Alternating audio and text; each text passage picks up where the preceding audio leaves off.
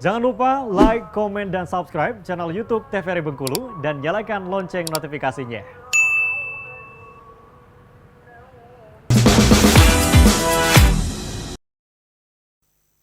Balik lagi di Opini Obrolan Pas di sini. Nah, pemirsa masih bersama dengan Bang Riki di sini. Nah, Bang Riki tadi ada pertanyaan yang tertunda. Oh iya.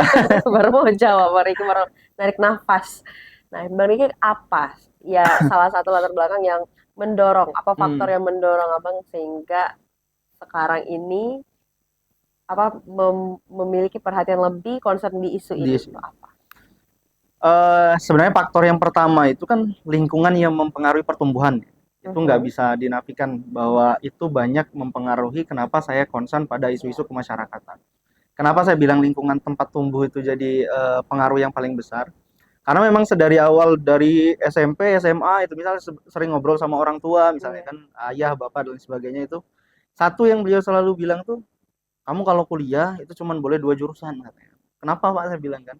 Apa jurusannya? Satu hukum katanya, yang kedua itu di kedokteran katanya. Tapi kalau kedokteran saya mikir kan saat itu kayaknya nggak selesai nih kalau kuliah kedokteran gitu kan. nggak kekejar, tapi oh ya udahlah saya ambil hukum. Kenapa? Karena kata bapak waktu itu hanya salah satu dua akses yang paling susah diakses masyarakat tuh yaitu katanya akses keadilan dan kedua akses kesehatan. Nah kamu harus bisa memberikan kedua akses itu pada masyarakat. Nah yang saya ambil akhirnya adalah akses hukum dan keadilan gitu kan, karena kuliah di hukum. Nah akhirnya oh yaudah saya mewakafkan diri deh karena orang tua memang kamu udah diwakafkan buat masyarakat, apapun yang kamu lakukan harus buat masyarakat. Nah akhirnya ya saya punya mindset dari kuliah itu, oh saya harus aktif di dunia aktivisme, saya harus banyak terlibat sama masyarakat, saya harus turun ke bawah gitu kan. Karena tadi ada satu quotes juga yang menarik banget dari salah seorang tokoh, ini buku nih. Nah itu tadi selain lingkungan juga bacaan ya, bacaan tuh mempengaruhi banget. Jadi di bukunya Sohogi gitu kan, salah satu aktivis mahasiswa tahun 66, beliau bilang bahwa nasionalisme itu nggak bisa dibentuk lewat hipokrisi, slogan-slogan dan lain sebagainya. Nasionalisme itu hanya bisa tumbuh kalau kita mengenal subjeknya dari dekat. Nah itu yang kemudian saya berarti kalau saya ingin jauh lebih nasionalis, saya harus kenal siapa orang Indonesia itu dari dekat. Itu yang harus turun langsung.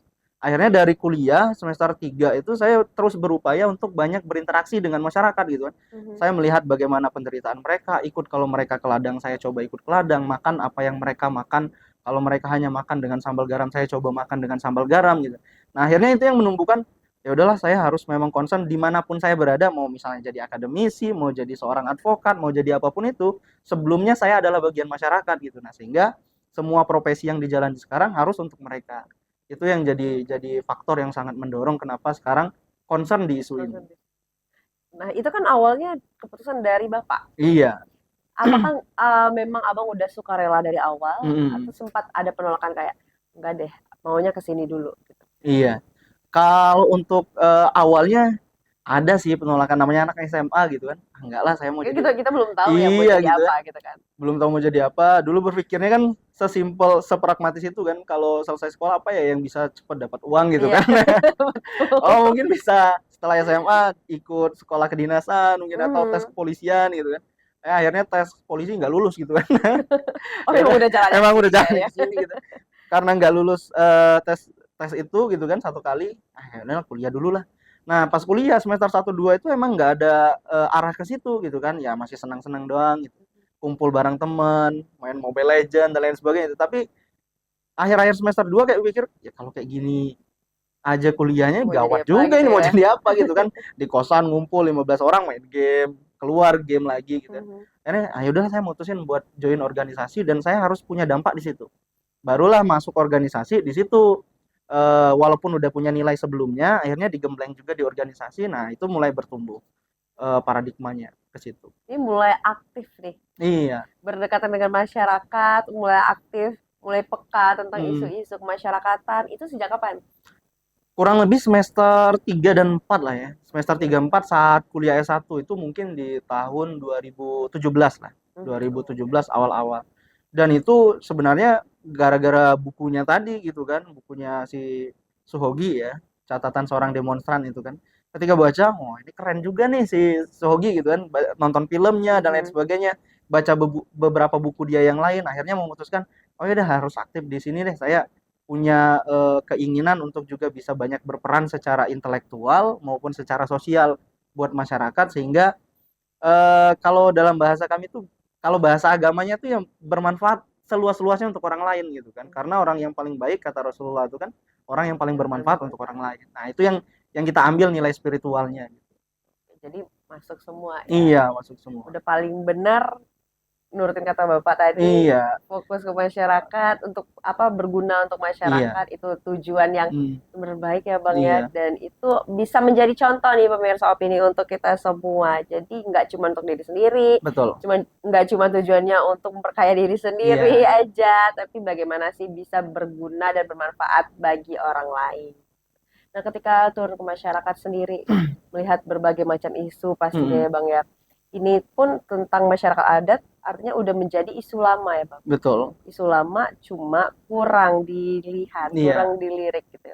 Apa nih salah satu cara Bang yang bisa kita semua lakukan agar semakin banyak yang fokus ke isu ini? Sebenarnya yang salah satu yang bisa dilakukan banget ya di era sekarang kan kita tahu bahwa media itu adalah pilar keempat demokrasi. Dan media itu memang bisa jadi corong yang sangat berdampak banyak ya untuk perkembangan suatu isu, termasuk juga dalam mendorong sebuah perubahan kebijakan.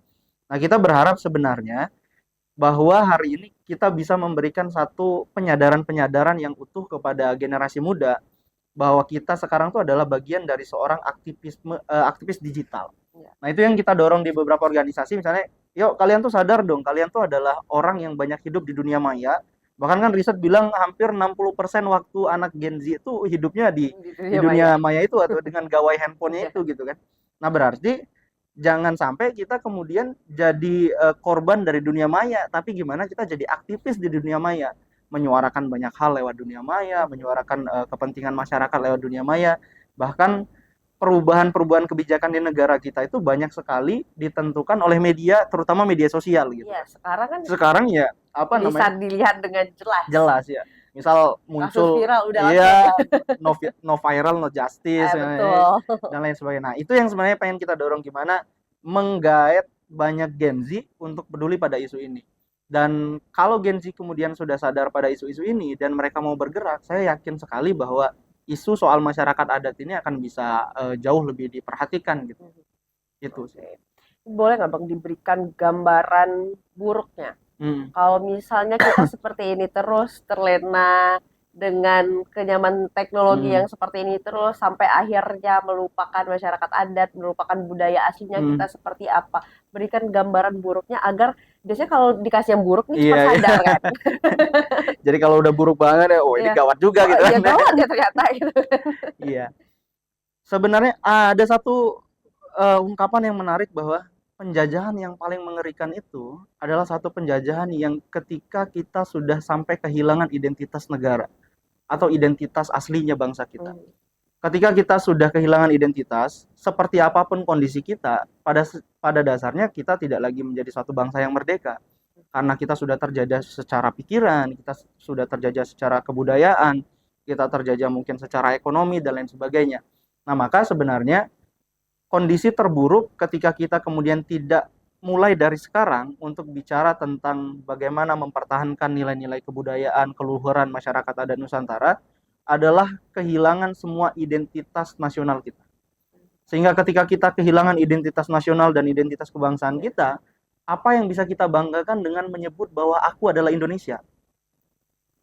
Ketika kita tidak mampu lagi mendefinisikan ketika saya bangga berindonesia karena saya tahu budayanya. Saya bangga berindonesia karena saya tahu bagaimana masyarakatnya.